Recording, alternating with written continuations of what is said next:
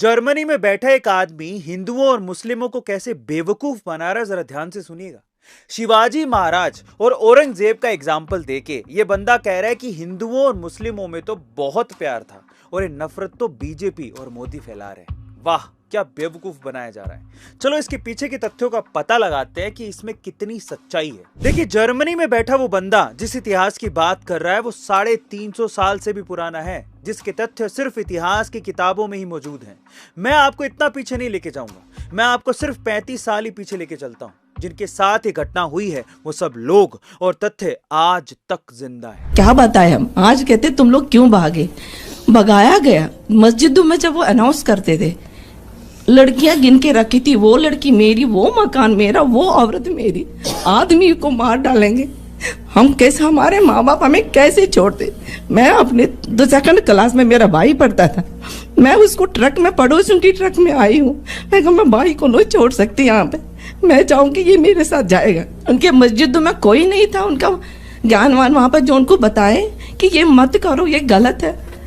ये चीजें हम कौन सा भाईचारा उन्होंने हमें उस टाइम दिखाया जो हम बोले कि हाँ ये हमारे अपने। अरविंद अरोड़ा सर के वीडियो में देखिए किस तरह का सच्चाई बताया जा रहा है, और ध्रुव राठौड़ के वीडियो में भी आप सुनिए जरा। मैं आपको ये एहसास दिलाना कि आपके जो पूर्वज थे वो हजारों सालों से गुलाम रहे थे मुसलमानों के नीचे। ये आपको विक्टिम बनाना चाहते हैं, ये एहसास दिलाना चाहते हैं कि हम हिंदू लोग तो 1000 सालों से अत्याचार सहते आ रहे हैं और 1000 सालों से हम मुसलमानों के नीचे दब कर रहे हैं, मुसलमानों के गुलाम बन कर रहे हैं। इस झूठ को पकड़ना ज्यादा मुश्किल नहीं है। मैं आपसे सीधा पूछता हूं, बताओ क्या छत्रपति शिवाजी महाराज किसी के गुलाम थे? क्या वो किसी मुसलमान के नीचे दब कर रहे थे? ऑब्वियसली नहीं। हम सब जानते हैं कि वो कितने महान राजा थे जिन्होंने कई जंग लड़ी, कितना बड़ा अपना एम्पायर बनाया। तो कैसे कहा जा सकता है कि वो या उनके राज्य में रहने वाला कोई भी हिंदू किसी का स्लेव था? ये दोनों चीजें एक टाइम पर सच कैसे हो सकती हैं कि एक तरफ 1000 सालों से हम हिंदुओं पर अत्याचार हुआ है, हम मुसलमानों के नीचे दब कर रहे हैं, लेकिन दूसरी तरफ छत्रपति शिवाजी बहुत ही महान राजा थे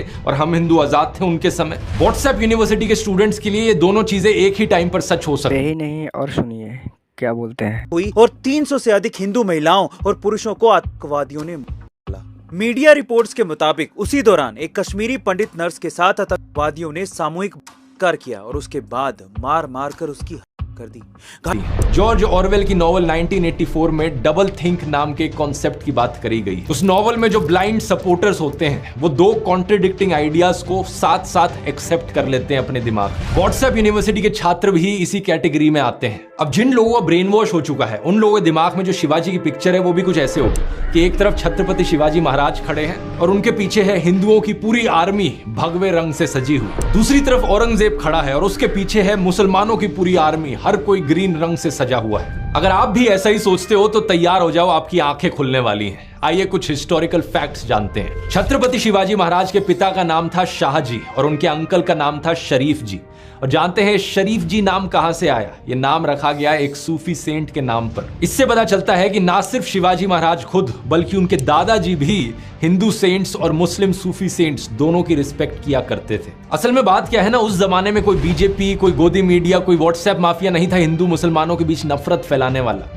इसलिए इवन दो छत्रपति शिवाजी खुद एक हिंदू थे, वो मुसलमानों का बड़ा आदर करते थे। केलेशी गांव के याकुत बाबा शिवाजी अक्सर इनके पास जाया करते थे इनकी ब्लेसिंग्स लेने के लिए।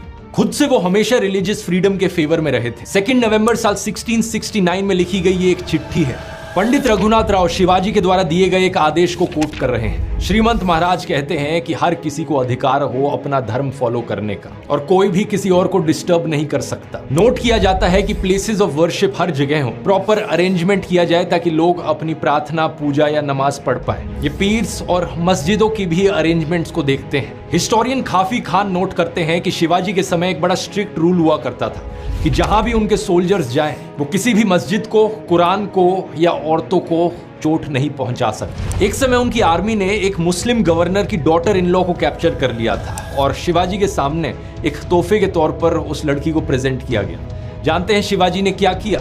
उन्होंने इस औरत के सामने जाकर माफी मांगी और बड़े ही रिस्पेक्टफुल तरीके से उसे वापस भेज दिया। बीजेपी के जो लोग हैं वो शिवाजी की इस महानता को समझ ही नहीं सकते क्योंकि उनके रोल मॉडल हैं सावरकर। और सावरकर पता है क्या चाहते थे? कि औरतों को मोलेस्ट करना, औरतों के खिलाफ अत्याचार को एक हथियार की तरह इस्तेमाल किया जाए किसी भी वॉर